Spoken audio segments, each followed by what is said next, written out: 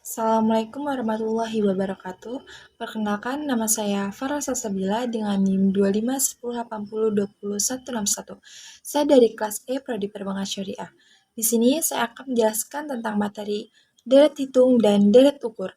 Materi ini sangat penting dalam matematika karena sering digunakan untuk menghitung jumlah suatu barisan angka.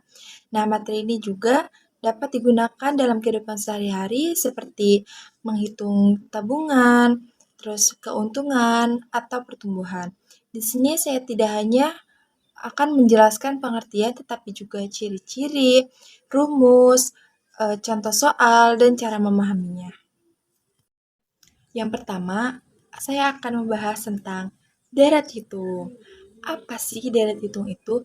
Deret hitung adalah penjumlahan dari barisan aritmatika, yaitu barisan yang memiliki selisih tetap antar suku. Misalnya 2, 4, 6, 8, dan seterusnya. Nah, kalau kita perhatiin jarak antara 2 ke 4 itu 2, dan juga 4 ke 6 juga 2. Nah, selisih ini disebut beda.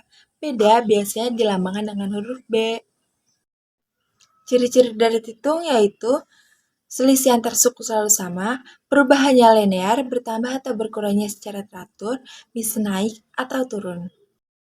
Adapun istilah-istilah penting dalam deret hitung, A sama dengan suku pertama, B sama dengan beda atau selisih, N sama dengan baiknya suku, UN sama dengan suku ke N, SN sama dengan jumlah N suku. Cara mencari beda atau selisih. B sama dengan suku kedua dikurang suku pertama. Contohnya barisan 5, 8, 11, 14. Jadi B sama dengan 8 dikurang 5 sama dengan 3. Jadi selisih antar suku tersebut adalah 3. Rumus yang digunakan dalam deret hitung ada dua. Yang pertama, rumus suku KN, yaitu UN sama dengan A plus dalam kurung N-1B, di mana A adalah suku pertama, B adalah beda, dan N adalah nomor suku. Yang kedua, rumus jumlah N suku, yaitu Sn sama dengan N per 2 dalam kurung A plus UN. Contohnya kita punya barisan 2, 4, 6, dan 8. Di sini A sama dengan 2 dan B sama dengan 2. Nah, kalau kita cari jumlah 5 suku pertama, hasilnya adalah 30. Nah, ada pula contoh deret hitung dalam kehidupan sehari-hari. Contohnya adalah naiknya uang saku sebesar Rp2.000 setiap minggu. Jadi misalkan kita dikasih sama orang tua kita itu Rp10.000 per minggu, tetapi karena adanya nilai bertambah yang tetap sebesar Rp2.000, jadi setiap minggunya uang jajan kita tuh naik sebesar Rp2.000. Jadi misalkan minggu pertama tuh 10.000, minggu kedua jadi 12.000, minggu ketiga jadi 14.000, dan seterusnya. Nah, contoh yang kedua tuh ada tangga yang jaraknya sama. Jadi intinya deret hitung adalah penjumlahan angka-angka yang naik atau turunnya secara teratur dengan selisih yang sama. Nah, selanjutnya saya akan membahas tentang deret ukur. Apa sih deret ukur itu? Nah, deret ukur adalah penjumlahan dari barisan geometri, yaitu barisan yang memiliki perbandingan atau rasio yang tetap. Contohnya 2, 4, 8, 16, dan seterusnya. Nah, kalau kita lihat, setiap suku dikali 2 untuk mendapatkan suku berikutnya. Nah, angka 2 itu disebut rasio atau R. Ciri-ciri deret ukur yang pertama ada perbandingan antar suku selalu sama, yang kedua perubahannya berbentuk perkalian, yang ketiga bisa bertambah cepat atau mengecil. Istilah-istilah penting dalam deret ukur.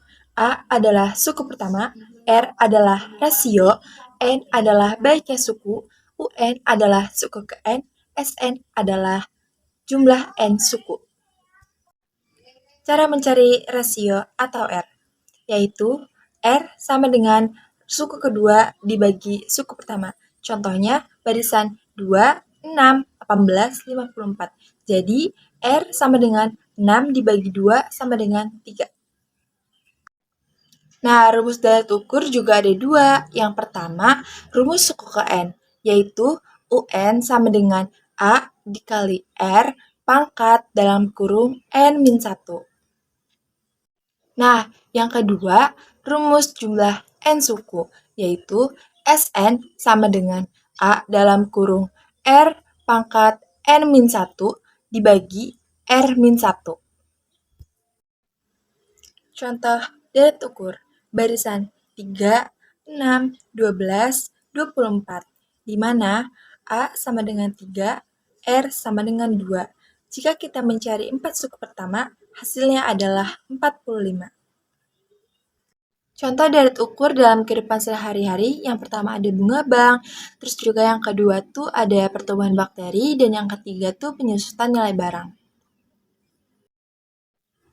Nah, cara mudah membedakannya yaitu kalau perubahannya lambat atau stabil itu namanya deret hitung, dan kalau perubahannya cepat atau berlipat itu namanya deret ukur. Nah, dengan memahami perbedaan ini, kita jadi lebih mudah untuk menentukan jenis deret dan menggunakan rumusnya. Nah, jadi kesimpulannya adalah deret hitung memiliki selisih tetap antar suku sehingga perubahannya bersifat linear dan stabil. Sedangkan deret ukur memiliki rasio yang tetap antar suku sehingga perubahannya berbentuk perkalian dan lebih cepat. Mungkin itu saja yang dapat saya sampaikan mengenai materi deret hitung dan deret ukur. Terima kasih. Wassalamualaikum warahmatullahi wabarakatuh.